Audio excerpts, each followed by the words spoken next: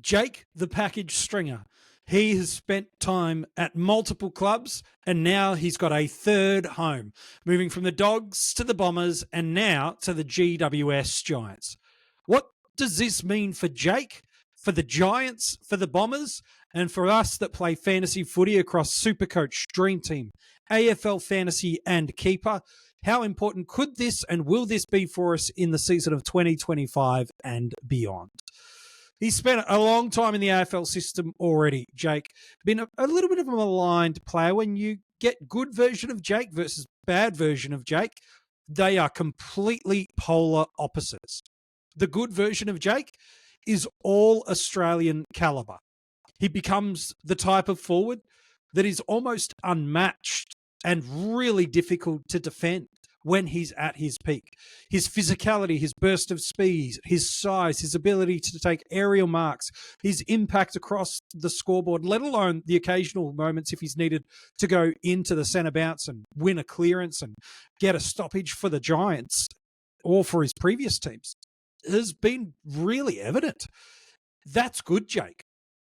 Then there's bad Jake, where it appears to be lazy, where it appears to be disinterested, where it appears that his training standards and then by osmosis, his impact on field on match day is inconsistent and seemingly disinterested.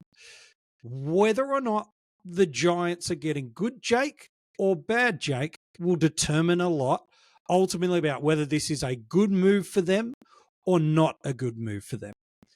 Let's assume the best, shall we? I think that's always the best place to be, not only in life, but certainly when it comes to this trade.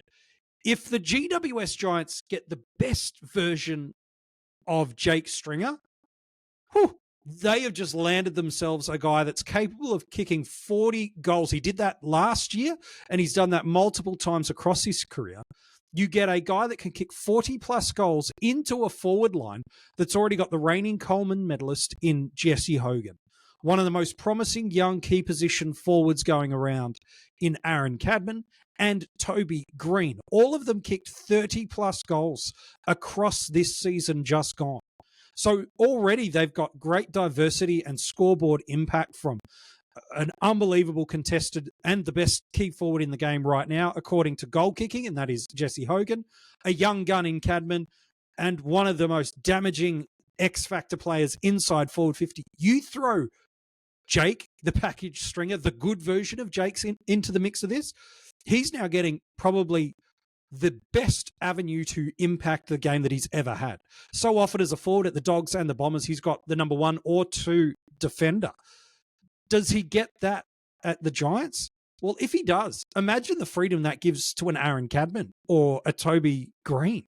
I think it's more likely he doesn't, but how incredible is it as now for the Giants? The best version of Jake, should they be getting that? And let's believe that they are. A motivated and interested, a point to prove Jake. Well, now this team really can take themselves to the next level. Barring 2 second half fade outs in the finals, they looked as good as any team in the finals. And their back 2 to 3 months of 2024 was dynamic and chaotic and crazy good.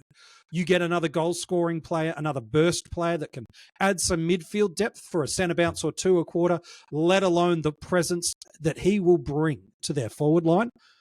Oh boy, this could be unbelievable for the Giants should all the variables land together. Well, for the Bombers, it seems though they've been happy to let him go because they're pretty certain that bad Jake is not worth good Jake in terms of scoreboard impact. And so my biggest concern for the Essendon Football Club is how do they replace these 40 goals? Langford was their club leading goal kicker with 43. Then it was Stringer with 42. And then you drop down to half of all of those. You're looking at Wright, Gresham, Jones, all kicking in the high teens for goals. Yeah, I know some of them missed some games through injuries, but this is now putting a lot of pressure on a young Nate Caddy to fill the void and impact the scoreboard with significance immediately. How do you replace 40 goals a year? Well, you're going to have to get 5 to 10 goals per game up from every single one of those players. And you're going to need Nate Caddy to have a 30-goal Aaron Cadman-style season just to replicate and break even. But they need to do more than just that inside forward 50. I know they're confident that the young next generation academy kid, Kako, that they're about to get is going to fix their small forward woes. And I think he should be able to kick in the teens to low 20s goals for them this year. Fantastic. That's great. But I still am genuinely concerned for the Bombers. How do they replace the goals of Jake?